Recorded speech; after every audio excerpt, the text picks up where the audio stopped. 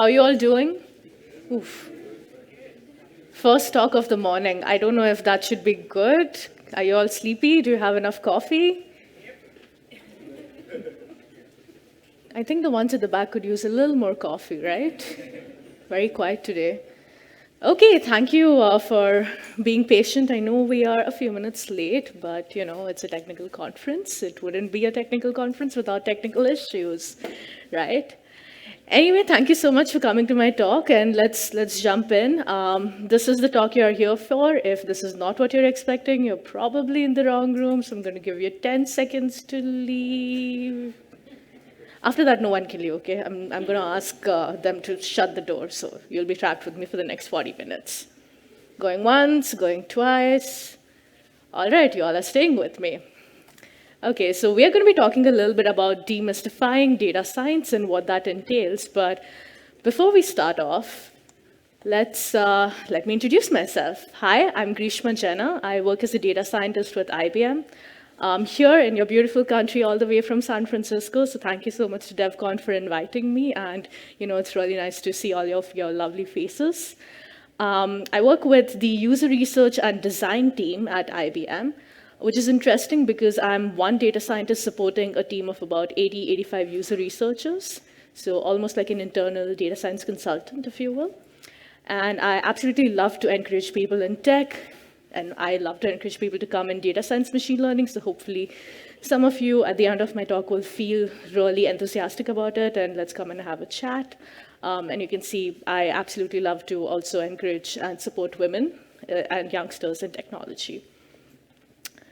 Okay, so we're going to keep this a little interactive at the start. So I have some trivia questions for you. Remember I asked you about the coffee? So this is where it's going to come in handy.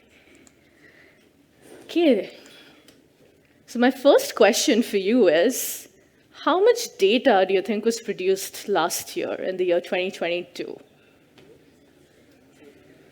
Yes? In measures of what?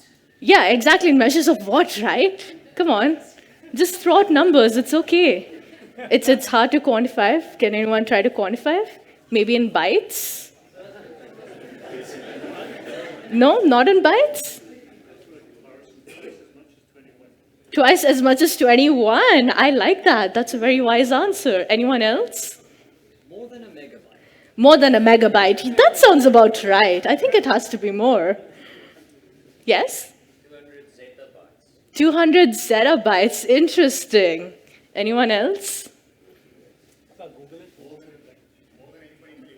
More than in 2021. Okay, now you're just copying this kind sir's answer in the front. Limit does not exist. Okay. Well, someone came pretty close. The correct answer is 97 zettabytes. So you guessed 200 zettabytes, which is pretty close. And they actually had to come up with a new unit called a zettabyte to be able to quantify the amount of data that exists in the digital universe. So 1 zettabyte is 1 trillion gigabytes. And this is just 2022. Now, to give you a little more context of how much this data really is, how much data do you think does the average brain hold? And I'm talking on a good day, not in a whiteboarding interview, okay? I know it feels like 0 bytes. Come on, more than 1 megabyte, hopefully, right? Yeah? Is that with lossless compression or Well, maybe not with compression. Come on, any guesses? A petabyte, okay. Exabyte, 54 petabyte. I love the preciseness. It's like not 50, not 100, it's 54. So the correct answer is 2.5 petabytes, where 1 petabyte is 1 million gigabytes, and on the previous slide, 1 zettabyte was 1 trillion gigabytes. So you're seeing the amount of data or information that exists digitally is magnitudes of order higher than what each of us can hold in our brains, right?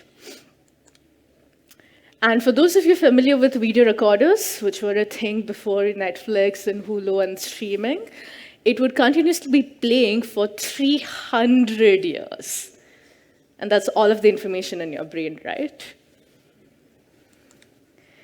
So all of this is to say that the future of business really belongs to people who can make sense of these vast quantities of data, right? Data is pretty pointless if you're collecting it but not really processing it, not really doing anything useful out of it, right? So deriving that meaning from data is really, really essential. So before we get into the depths of the talk, let's clear some terminology that we're going to be using today. What exactly is data? Any piece of information that you can store, that you can process, that you can manipulate. Data science specifically is a set of algorithms, heuristics, intuition that you use to derive that meaning out of data. Now, there's no real consensus on how much amount of data is big data, and you might have heard this term thrown around a lot. But one school of thought says that if that amount of data cannot fit on your local machine, that's big data. Or if your traditional RDBMS, relational database management systems, cannot handle it, that's big data too. Artificial intelligence, another buzzword, right? Again, these definitions are sort of fuzzy, and I think their meanings kind of keep evolving as we have more progress. But just for the sake of this talk, artificial intelligence is things that that seem intelligent, the agents that seem to have some semblance of human cognition. And last but not the least, machine learning, which is related to all of the above, except in that case, you're telling the program that there is a pattern that exists, but you're not explicitly specifying what this pattern is, and letting the program learn it on itself.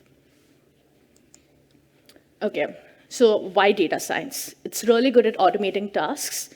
It's really good at finding patterns, helping us optimize procedures and actions, predicting, forecasting, and honestly doing a lot of things in a more efficient manner that we as humans cannot do. Now, this is what the data science pipeline looks like. You start off with a question, go through the data, go through wrangling, cleaning, exploring, sometimes pre-processing, modeling, validating, telling the story, and ending with an actionable insight. Got it, right? The talk is over, like, done. I'm kidding. If it has you confused like this, don't worry, we're all on the same page. That's exactly what we're going to be seeing in the next few slides. So we have to start off with a question, right? Because data science helps you answer some questions. But sometimes it's okay to start off with the data. So in certain instances, you might have a question that you're seeking an answer for, and then you go on and look for the data that can help you answer that. Or in other cases, you might have data at hand, and then you start to think of questions that that data can help you answer. Both are completely valid approaches. So what are the kind of questions that you or your stakeholders might be interested in? Maybe you want to know who are the next 1,000 customers your product is going to lose and why. Maybe you're interested in understanding how can you identify spam emails, kind of what Gmail does. Maybe you want to understand if there's a fraudulent credit card transaction happening or not.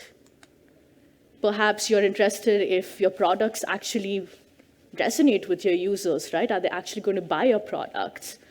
Or maybe even things related to civic technologies, right? More on the social side of things. Can you predict housing prices? Can you predict what is the inflation going to be like and how that affects the demographics? So hopefully you have a question at hand. And next, you jump into the data. Now, data honestly comes from a different amount of sources, different formats. It can often be very unclean, messy, because that's real-world data for you. But a good way of categorizing all of that data is in 3 categories. The first one is structured. Think of your CSVs or your databases, right? You have those tables, you have rows and columns, you know exactly what to expect. The other end of the spectrum is unstructured, where you're not really sure about what sort of structure to expect. It could be audios, it could be videos, it could be text files, maybe even a combination of the two. And in between these two is semi-structured data. Think of your email, for example. Your email would have a subject line, sender, receiver, time it was sent. But within the email itself, you could have a text document, you could have an audio file, a video, maybe even a virus, right? So the content of the email forms the unstructured part, and then all of the previous headings that are described, right? Like the subject, the date, the sender, that's structured because you know exactly what to expect. So since the email has both structured and unstructured, that's why it falls in the domain of semi-structured data. So a little bit of structure, but then maybe a lot of unknown as well. Okay, so we have a question at hand, we have the data, and like I said, real-world data is often messy, so next comes cleaning the data. Now, cleaning the data really depends on the kind of data that you have at hand as well as the question, but some often used strategies are maybe you want to standardize. Let's say you have a survey that you're taking of maybe your neighbors, and some people are likely to put NY for New York, or some people are likely to put New York in full, and you need a way to standardize these two, right? Because NY in New York is the exact same value. It means the same thing. Maybe you have different numerical values that need to be scaled. Maybe you have a value that goes from 0 to 5. In another case, you have a value that goes from 0 to 100. So you need to be able to scale and normalize all of the numerical values. You could have a lot of missing values. For example, in your survey data of humans, someone says their age is 200. Now, that's a little weird, right? Likely their age is not 200. So there are two approaches that you can take. If the proportion of data that is missing or invalid or doesn't make sense is pretty low, you can go ahead and discard it. However, sometimes the data to obtain can be very expensive, or you might have a really large amount of missing values. In that case, look at the field of data that's missing and try to interpolate the data. For example, if this person who said their age was 200 and you want to specify another value for it, look at the median or the average of age for all of the samples you have collected and try to replace it with that. So that would be one way of interpolating the data, which is an estimate, but at least it's an estimate in the general distribution of that data, right? So you're trying to take your best guess at what that age could be. You might have certain categories, for example, in spam or not spam. Spam is equal to 1, not spam is equal to 0. So we need to make sure to convert those labels into numbers that our program can understand. And finally, you might have to deduplicate records because you don't want repetitive records to over-dominate the data set. Okay, so we looked at the question, we looked at data sources, we did some cleaning. Hopefully, we're happy with the way the data looks now. Next comes data exploration. Think of this stage as getting your feet wet with the data, right? You want to get a sense of what are the different variables that exist in the data, what do their distributions look like, is it a string value, a numerical value, what is the range? You do a lot of visualization, as you can see on the right over here. You want to start doing some visualizations to understand what is that trend of the data, is something interesting, is something pretty obvious to you. And hopefully at the end of this, you want to uncover some initial patterns of interest, right? Some hypothesis that you want to take forward in the next step and see, is this really what is the case, or is there something else that's going on over here? So going back, we have question, we have data sources, we did the data cleaning, we did the data exploration. Now comes the machine learning part of it, or which is the most glamorous part of it, right? So model building can start off with something called as feature engineering. So let's say you have an example of a data set where you have timestamps as the data set, as one of the data points or one of your features. Now, timestamps on their own might not be informative, but from the timestamp, you can get the day of the week, the month of the year, what season it was. And those secondary features that you're creating from this timestamp then become your informative, important features. So this process of getting those second level of features is called feature engineering. Oftentimes, you might be dealing with data that is not completely familiar to you. For example, if you have medical data and you're not really a health professional, then it's really good if you combine with a domain expert, who in this case would be a health professional, and they could tell you, these variables actually capture this, or these two variables are kind of similar, you can drop one of them. So it's really helpful to work with domain experts in this case. And then, of course, we have to divide it into training and testing, which we'll see in a bit. But let's say, for example, if you had a data set of apples, your features in this case would be, What is the color of the apple? Is this actually the fruit or the company logo that we're talking about, right? What is the shape? So on and so forth. So these different characteristics of that object become your features in the data set. This is an actual example of a machine learning model that was built to predict if the image is that of a muffin or a dog. Honestly, it looks pretty confusing, right? But some of the features might be, how many black dots do you see, right? Is it 3? Is it more than 3? Maybe is there a presence of a mouth? I mean, honestly, this muffin really looks like a dog, right? So this is just to give you an idea of what kind of features can exist and what kind of cool projects people do as well. Okay, now oftentimes people ask me, hey, Grishma, as a data scientist, how do you know if you're using the right algorithms, if you're training it with the correct amount of data? And I have this good XKCD comic to show you, which kind of answers that. Oh, is my XKCD comic not here? No worry, I'll just tell you the story. So friend one goes and says, hey, is this your machine learning system? It's like a big black box. And friend two says, yeah, it's awesome. You just give it the data and then magically the answers come out on the other end. And friend one says, okay, that's cool, but how do you know that the answers are right? And then friend two says, just start stirring the pile till they look right. So that's what we as data scientists do. Don't tell anyone outside this room, okay? We just kind of keep doing a bunch of trial error till it looks fine and hopefully gives us a good result. Okay. Maybe the comic is here. Anyway, we start off with creating a machine learning model, and in this case, depending on the question that we started off at the start, we choose if we want to do supervised or unsupervised, and we'll be seeing shortly what that means. We then have certain model parameters, which are certain values that you give to the model to determine how the algorithm internally works. You have to train the model, which is giving it that training data. So training and testing of models is kind of analogous to how we as humans learn, right? Your training would be you taking a coursework or going to classroom, learning from books. That's your training part, right? Where you're trying to grasp those concepts, build your foundation.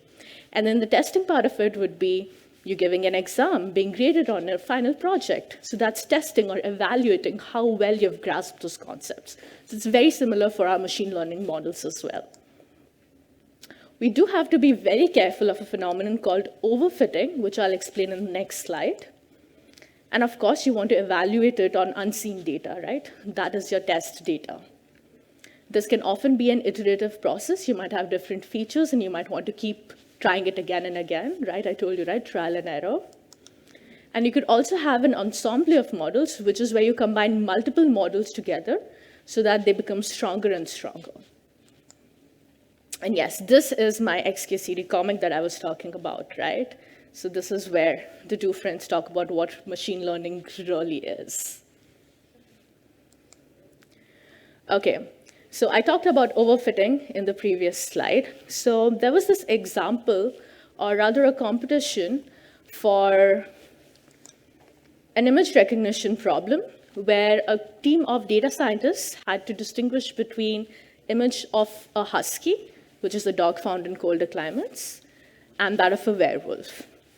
So, they seem like they have some similar features, but also you can see there are certain differences, right? Maybe the color, maybe, the blue eyes, the ears. So there's this group of data scientists that started training an algorithm to identify if the image was that of a husky or a werewolf.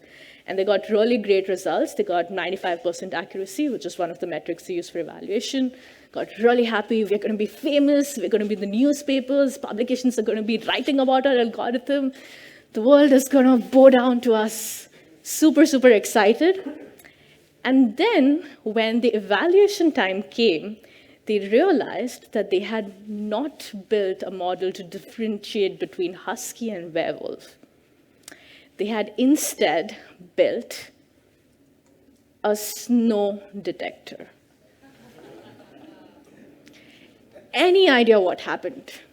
Yes? The features they were predicting for were the environment and not the actual animal. So huskies tend to be in snow Yes, exactly. Put a husky in a domestic environment, suddenly it's a wolf. Perfect. That's exactly what happened. What happened was that there was a bias in the data, in the training data. Since huskies are found in colder climates, more often than not, the background for the husky was white because it was in a snow climate. Now, the model wrongly predicted that if background is equal to white, it's a husky. And because of the bias in the training data, it was right almost all of the times, which is why they ended up building that snow detector. So this is a classic example of overfitting the model, where we're trying to zone in on one specific type of the data and be really, really, really good at it, but then kind of not really generalize over the other data points. The kind of comparison I like to do is think of it as rote learning, right? If you knew beforehand what are the 10 questions I'm going to ask on your examination, chances are you're just going to memorize the answers to that instead of actually applying the concepts. So that's rote learning, or that's overfitting for you. Okay. We also talked about choosing a different type of machine learning model based on what our problem statement is. So this is where we get into it. We have supervised learning, which has labels associated with the data. Think of it as spam or not spam. And those labels, which is spam or not spam in this case, provide supervision to the model, which is why it's called supervised. The other end is called unsupervised because there are no labels, but you're okay with that because what you want to know is what does the inherent structure of the data? Are there any particular clusters? Are there any particular segments that exist within the data? Again, just like how it was for semi-structured, any combination of both of these falls in the middle, called semi-supervised. So you might have a data set where only some data points are labeled, but the others are not labeled, so that would be semi-supervised. And then last but not the least, you would have reinforcement learning. Now, this is more prevalent in robotics and hardware systems, where you have an environment and an agent, and given an environment, the agent has a certain objective it has to meet. For example, maybe it wants to come out of a maze and find the solution through the maze. And depending on the actions it takes and whether it meets that objective or not, you can give it a reward or you can penalize it. And then that goes into the reinforcement cycle because it's a feedback loop that kind of goes into the system and then it tries to improve itself over and over. Okay, so we talked about supervised learning. The first example for that is classification. Cat or dog, right? A or B. You have to identify what class it is. Or in another case, is this patient likely to suffer from heart failure or not? Now, what do we think could be potential features for this model? Age, yes. Weight, maybe. Yep. What other features could you think of? History of conditions, yes. What is the background? What is the medical history? Maybe even genetic factors. What else? Diet, smoke, yep. So lifestyle factors. Great. So features might include maybe have the previous doctors seen this, and other patients, what are the medical notes of the patient like? What symptoms is the patient expressing? Has the patient has any disease or ailment in the past, and what was that like? Lifestyle behaviors, which you all definitely mentioned, behavioral data, environment, what kind of environment they are staying in, is it hazardous to them, right? So all of these would be different features that would help you create a classifier for if a patient is going to suffer from heart failure or not. Now, the next example of supervised learning is called regression, in which case you're interested in how much or how many. So you're looking for that numerical value. An example for regression would be trying to predict how many disease outbreaks are going to be there. So features for this model would be population health. What is the evolution of pathogen? Is there been a lot of international travel? Has there been contamination of water resources, air resources? Similar to how we saw it during the pandemic, right? A lot of these features actually inform a model for regression of this sort. Moving on to unsupervised learning. Unsupervised because there's no label associated. The basic example for this is clustering. How is this particular data, or how are these different data points organized? Or in another case, maybe companies want to do customer segmentation. What are those different types of customers or types of users that we have, and what exactly do they do? Do we have to target them differently, maybe with different offers, with different advertisements? What do we think the features for this might be? Location, yes. Any overlap with the previous? Age, yep. Yes? Discover features? Oh, you're trying to, sorry, could you repeat that?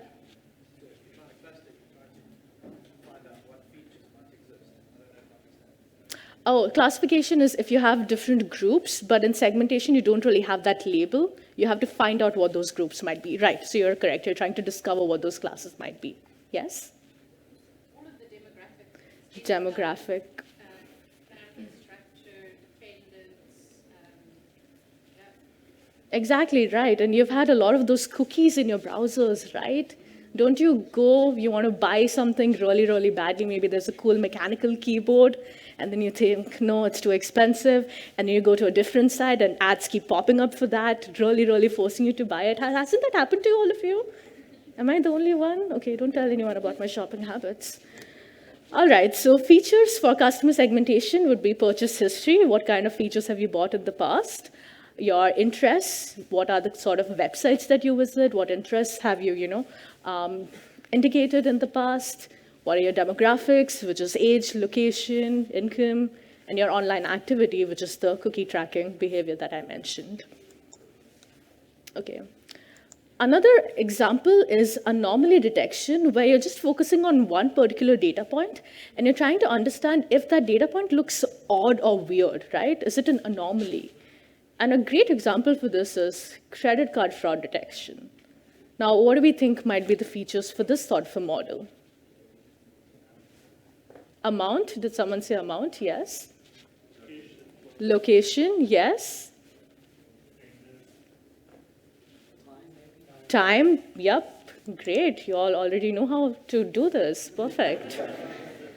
So amount, is this, or is this like $10,000 on your card? That's a little, weird. What time is it happening? What location is it happening? Is this a merchant that you've previously purchased something from, or is this completely new? And maybe even transaction method, right? Maybe you don't use it so much online, and then there's a flurry of online activities in a very weird location which you have never been to, right? That could be a bit of a flag. Okay, so we did talk about reinforcement learning. Would it be possible to play this video? So we did talk about reinforcement learning, right? And this is where I said that it's an agent that has an environment, and it can take certain activities, and depending on that, it can hopefully meet the objective and get rewarded, or if not, it'll get penalized. So this is a robot learning how to flip pancakes. So initially, the scientist comes and tries to hold its hand, say, hey, this is how you flip it. This is, the amount of force. This is the direction you have to work in. And it starts to do that very, very gently, just like how we would start. And it gets a little more confidence. And then the pancake falls on the ground. Still falls on the ground. Also falls on the ground.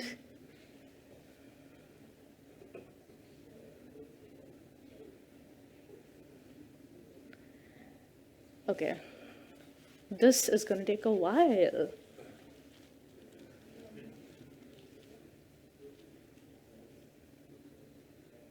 Well, at least this one didn't fall on the ground, right? You can eat it. You can eat it, right? 5-second rule.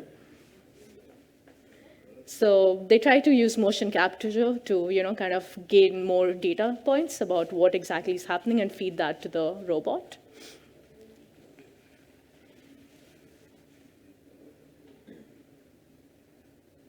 And then finally, after 50 attempts, it learns to successfully flip a pancake. So that, my friends, is the future of breakfast, robot flipping pancakes. Who here can do it in more than, faster than 50 attempts? Yeah, I wish we had pancakes and we could do a demo and test robot versus person. Anyway, so that was reinforcement learning for you, just an example. All right, so we've gone through question, we have the data, we went through cleaning the data, exploring the data, creating a supervised or unsupervised model, but we need to understand how exactly do we know if this model is working as expected? What are those evaluation metrics, right? So that's the model validation part. You need to measure the model quality. Is it good? Is it bad? Can it be improved upon? You have certain metrics in place, things like accuracy, which means how many answers did it get correct. So that would be in the case of classification. How many emails did it successfully detect to be spam, which were actually spam. So that would be the accuracy. You have other metrics called precision and recall, which you'll see an image over here. But again, it really depends on the kind of model that you're using.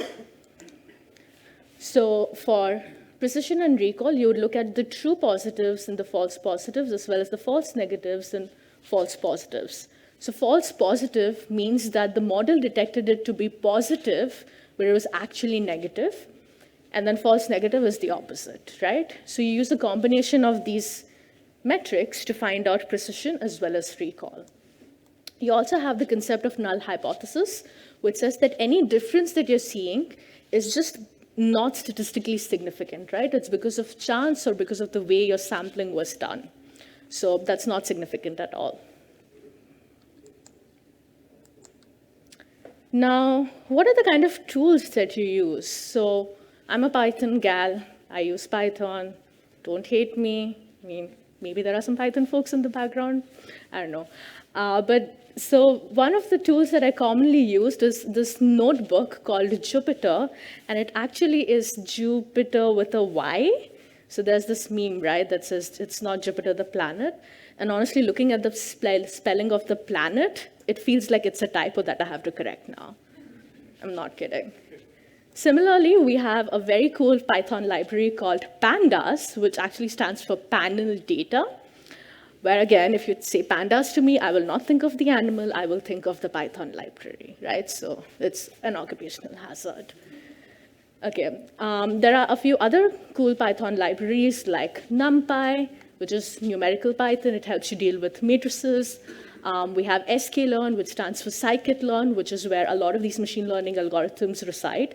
And you can just import those packages and then call those libraries, those functions, and give it your data and then look at those results. So Python makes it really easy and really efficient to get started with data science and machine learning. And I'll share a resource slice at the end that you can use to explore. Now, all of this is great, but what do we actually do after this, right? Things only get done if the data we gather can inform and inspire those in a position to make a difference. That could be you yourself, that could be your boss, that could be your leadership, that could be your peers. It's pointless if you're scraping all of this data or getting all of this data and building these amazing models, but not really doing anything with it, right? Which is why data storytelling and getting that actionable insight is really, really important. You need to tell a story with the data. Think back to your original question and connect it with that. Why exactly were we interested in this particular question? Why do we want to know if we're going to use 1,000 customers or not? Maybe because we want to increase our revenue, right? Maybe we want to increase the loyalty of our customers. So there's always some incentive behind why you started with that question in the first place. You can also use a lot of visualizations in this case. I really like this DataVis project website, which shows you all of the different visualizations possible based on what exactly your objective is. So in this case, I think it's geographical data. So these are all of the different types of visualizations you can use. There's another comic for you over here, which says that it takes 3 years to get the data, 2 years to interpret and explore the data, 1.5 years to document and to write about the data. And at the end of it, when you present one slide, people say, okay, that's it. It took you 7 years to present one slide. But this is kind of the beauty of data science, right?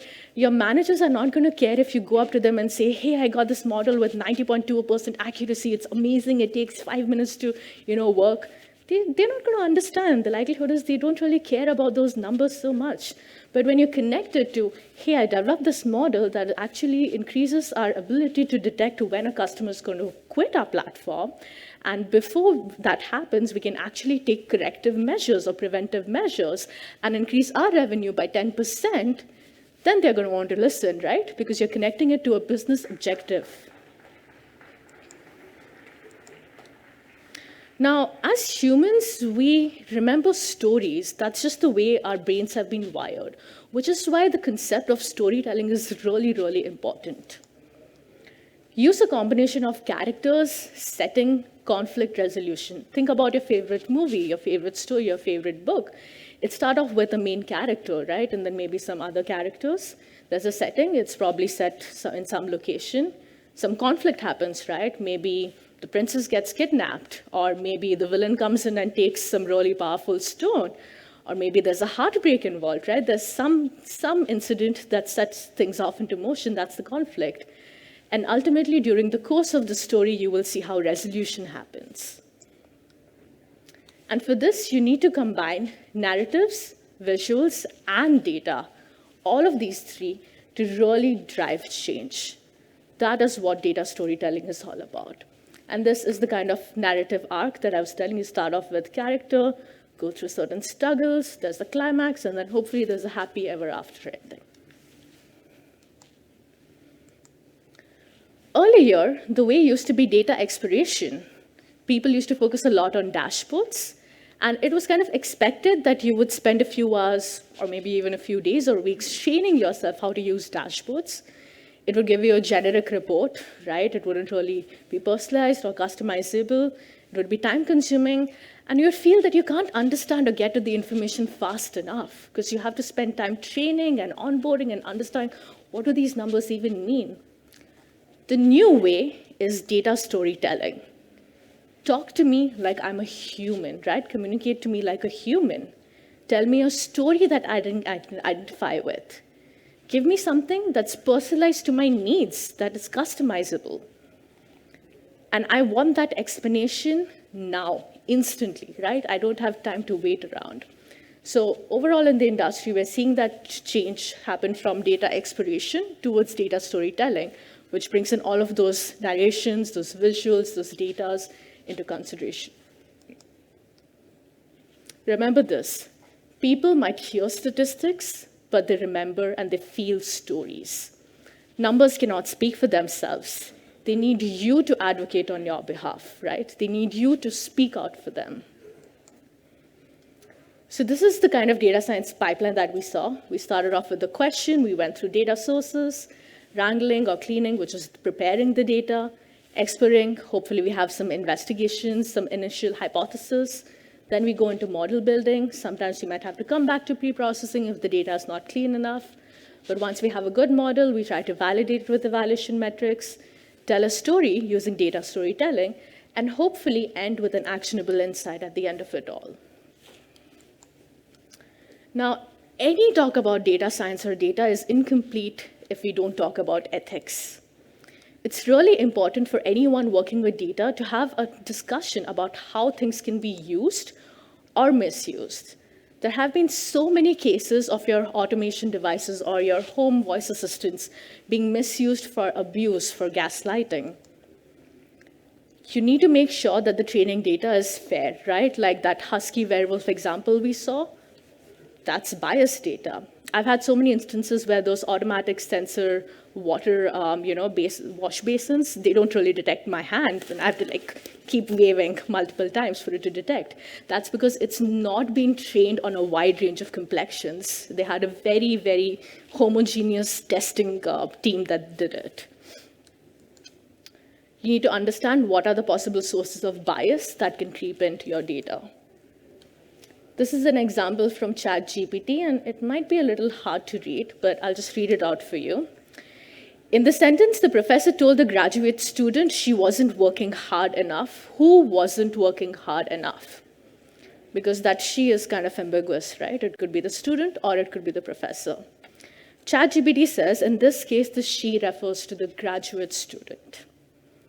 Give it the same sentence, except instead of she, replace it with the he, and ChatGPT says the he is actually the professor, which says it has an inherent gender bias that graduate students will be females and professors will be males. Make sure that your team is diverse, not just in terms of backgrounds, but in terms of thoughts and cultures and opinions, because that's when you will truly create an efficient machine or an efficient model that works for all, not just for a certain section of the society. You need to make sure you have explicit user consent and ensure that it's fair not just on day one, but throughout the life cycle, right, on day N as well. And if things go wrong, make sure you have a way to shut it down in production, as well as redress those that were harmed. This is where the whole concept of fairness, accountability, and transparency is really important.